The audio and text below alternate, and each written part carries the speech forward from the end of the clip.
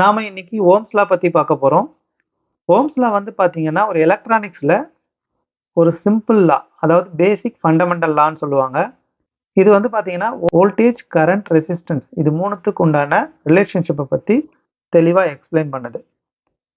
இந்த Ohm's law டீட்டெயிலா பார்க்கறதுக்கு முன்னாடி, அதனோட டெஃபினிஷன்ல இருந்து ஆரம்பிப்போம். ஓம்ஸ் லால என்ன சொல்ல வராங்க? Ohm's law states that the current flowing through a conductor is directly proportional to the voltage. அதே மாதிரி inversely proportional to the resistance. இது புரியுதுங்களா உங்களுக்கு? இதுல என்ன சொல்ல வராங்கன்னு டீட்டெயிலா எக்ஸ்பிளைன் பண்றேன். The current flowing through a conductor அப்படின்னா என்னன்னா, இங்க வந்து பாத்தீங்கன்னா உங்களுக்கு வந்து ஒரு பேட்டரி கொடுத்துருக்கோம். இந்த சர்க்யூட்ல பாருங்க, கீழே இருக்க சர்க்யூட் பாருங்க.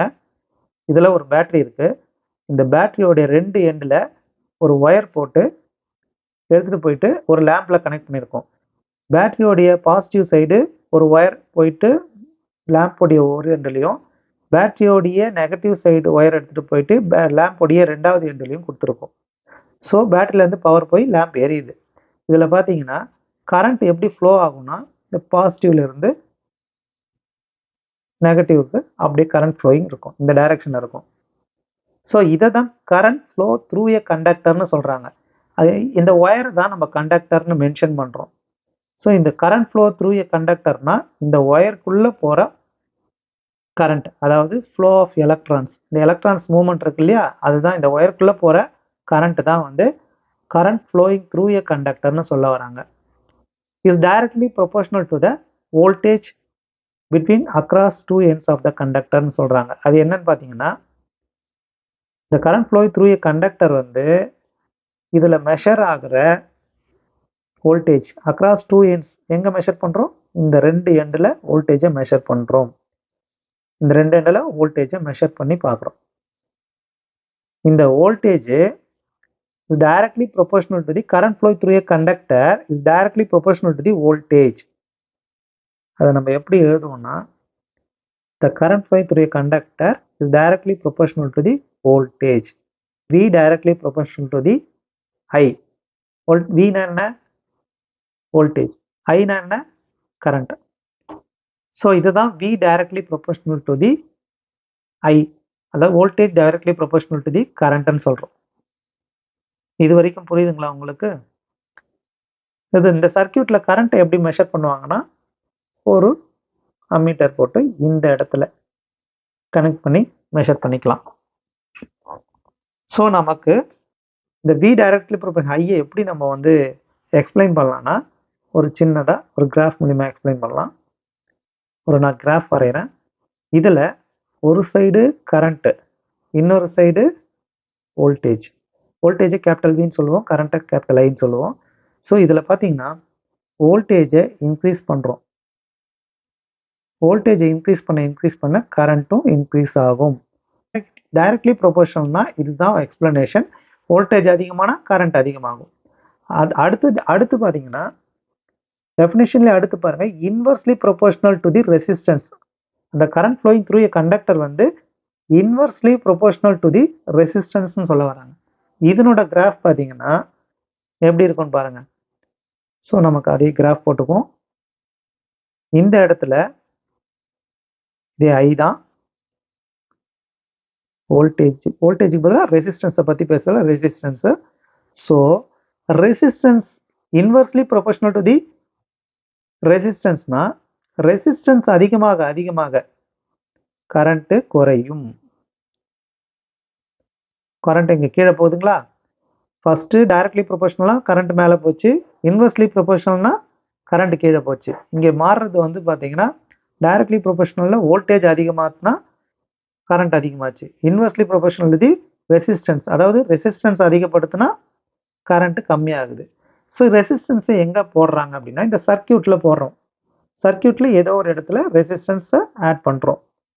ரெசிஸ்டன்ஸ் சிம்பிள் இப்படி தான் இருக்கும், ஆர். ஸோ இந்த சர்க்யூட்டில் ரெசிஸ்டன்ஸை அதிகப்படுத்தினா கரண்ட் கம்மியாகும், ரெசிஸ்டன்ஸை கம்மி பண்ணால் கரண்ட்டு அதிகமாகும். அதே மாதிரி V directly proportional Aina, voltage இப்போ 5 வோல்ட் கொடுக்குறோம் அப்படின்னா கரண்ட் வருதுன்னு வச்சு, 5 வோல்ட் கொடுக்குறோம் அப்படின்னா கரண்ட் வரும். ஸோ அந்த 5 வோல்ட்டை அப்படியே படிப்படியாக இன்க்ரீஸ் பண்ணால் கரண்ட்டு அதிகமாகிட்டே இருக்கும். ஸோ இந்த ரெசிஸ்டன்ஸ் அந்த டைமில் கான்ஸ்டண்ட்டாக இருக்கும். இந்த ஓம்ஸ் லா எப்படி ஒர்க் ஆகும், அக்யூரேட்டாக எப்போ ஒர்க் ஆகும்னா ஒரு கான்ஸ்டன்ட் டெம்பரேச்சர், அதில் தான் நம்ம வந்து இந்த ஓம்ஸ் லா பர்ஃபெக்டாக ஒர்க் ஆகும்னு சொல்கிறாங்க. ஸோ அந்த டெஃபினேஷன்லேயே அட் கான்ஸ்டன்ட் டெம்பரேச்சர் தான் வரும். ஸோ உங்களுக்கு ஓம்ஸ் லாவை பற்றி கிளியராக எக்ஸ்பிளைன் பண்ணியிருக்கேன். இந்த சர்க்யூட்டில் வோல்டேஜை பற்றி தெரியணும், கரண்ட்டை பற்றி தெரியணும், ரெசிஸ்டன்ஸை பற்றி தெரியணும்.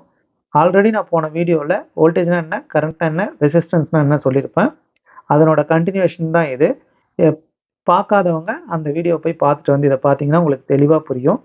ஸோ இதில் நான் இந்த தெளிவாக எக்ஸ்பிளைன் பண்ணியிருக்கேன். டைரக்ட்லி ப்ரொபோஷனல்னால் எப்படி வேலை செய்யும்னு, இன்வெர்ஸ்லி ப்ரொபோஷனல்னால் எப்படி வேலை செய்யும்னு சொல்லியிருக்கேன். ஸோ இதுக்கு ஒரு எழுதிடுறேன் நான். ரெசிஸ்டன்ஸ் அதாவது இன்வெர்ஸ்லி ப்ரொபோஷனல், இன்வெர்ஸ்லாம் எப்படி போடுவோம், கரண்ட்டுக்கு இன்வெர்ஸ்லி ப்ரொபோஷனல் ரெசிஸ்டன்ஸ். ஸோ இதை மட்டும் கிளியராக இதை மட்டும் கிளியராக புரிஞ்சுக்குங்க.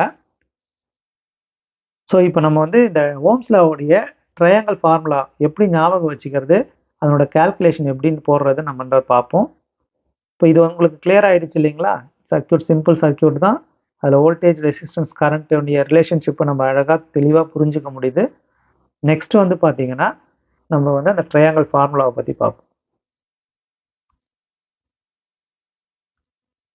ஸோ இதில் பாருங்கள், இதுதான் அந்த ட்ரையாங்கிள் ஃபார்முலா தெரியுதுங்களா? ஓம்ஸ் லாவுடைய ட்ரையாங்கிள் ஃபார்முலானா இப்படி தான் நம்ம போடுவோம். இந்த ட்ரையாங்கிள் மாதிரி போட்டு இதில் மேலே வந்து வோல்டேஜ் வின் கேபிட்டல் வின்னு போடுவோம். கீழே வந்து left side current capital I, right side resistance capital R. So இதில் ஓம்ஸ் லா என்ன சொல்ல வருதுன்னா V directly proportional to the கரண்ட்னு சொல்ல வருது. ஸோ நம்ம கான்ஸ்டன்ட் அதாவது ரெசிஸ்டன்ஸை ஆட் பண்ணுறது மூலயமா V equal to I into ஆர்னு போடலாம். ஸோ இங்கே பாருங்கள், ஓம்ஸ்ல என்ன சொல்ல வருது, V equal to I into R. இதுவே அடுத்து இதில் நம்ம கரண்ட்டு கண்டுபிடிக்கணும் அப்படின்னா இந்த கரண்ட்டு தேவை அப்படின்னா மீதி என்ன இருக்குது, வோல்டேஜ் இருக்குது, கீழே ஆர் ரெசிஸ்டன்ஸ் இருக்குது. அதே தான் கரண்ட்டு தேவைன்னா V divided by R. V மேலே இருக்குது, கீழே ஆர் இருக்குது. ஸோ V மேலே போட்டுருங்க, ஆர் கீழே போட்டுருங்க, கரண்ட்டு தெரியும். அதே மாதிரி ரெசிஸ்டன்ஸ் வேணும்னா இப்போ நீங்களே சொல்லலாம், எது மேலே இருக்குது, வோல்டேஜ் மேலே இருக்குது, எது கீழே இருக்குது, கரண்ட்டு கீழே இருக்குது, I. ஸோ இதுதான் நம்மளுக்கு வந்து பேசிக் ஃபார்முலா. ட்ரையாங்கிள் ஃபார்முலாவில் வோல்டேஜ் கண்டுபிடிக்கிறது என்ன ஃபார்முலா, கரண்ட் கண்டுபிடிக்கிறது என்ன ஃபார்முலா, ரெசிஸ்டன்ஸ் கண்டுபிடிக்கிறது என்ன ஃபார்முலான்னு உங்களுக்கு தெளிவாக சொல்லியிருக்கேன். ஸோ இதன் மூலிமா ஒரு சிம்பிள் ஒரு கால்குலேஷனும் போட்டு காமிச்சிடுறேன். என்னன்னா நமக்கு ஒரு சர்க்யூட்டில் சேம் சர்க்யூட் மேலேயே போயிடுவோம். இந்த சர்க்யூட்டில் பார்த்தீங்கன்னா வோல்டேஜ் தெரியும். வோல்டேஜ் நம்மளுக்கு 5 வோல்ட்டு, கரெக்டுங்களா? வோல்டேஜ் தெரியும். அதே மாதிரி ரெசிஸ்டன்ஸ் ஒரு 10 ஓம்ஸ்னு வச்சுக்கோங்க. ஒரு எக்ஸாம்பிளுக்கு ஒரு 10 ஓம்ஸ் ரெசிஸ்டன்ஸை எப்படி போடுவோம்னா 10 ஓம்ஸ். நமக்கு இந்த சர்க்யூட்டில் கரண்ட் மட்டும் தெரியாது. ஸோ அதுக்கு எப்படி கண்டுபிடிப்போம்? ஃபார்முலா என்ன? ரெசிஸ்டன்ஸ் தெரியும், என்னென்ன தெரியும், வோல்டேஜ் தெரியும், ரெசிஸ்டன்ஸ் தெரியும். என்ன கண்டுபிடிக்கணும்? கரண்ட். ஃபர்ஸ்ட் என்ன கண்டுபிடிக்கணும்? கரண்ட். ஸோ அப்போ இந்த ஃபார்முலாவை நம்ம எடுத்துப்போம். I equal to V by R. Voltage தெரியும், ரெசிஸ்டன்ஸ் தெரியும்.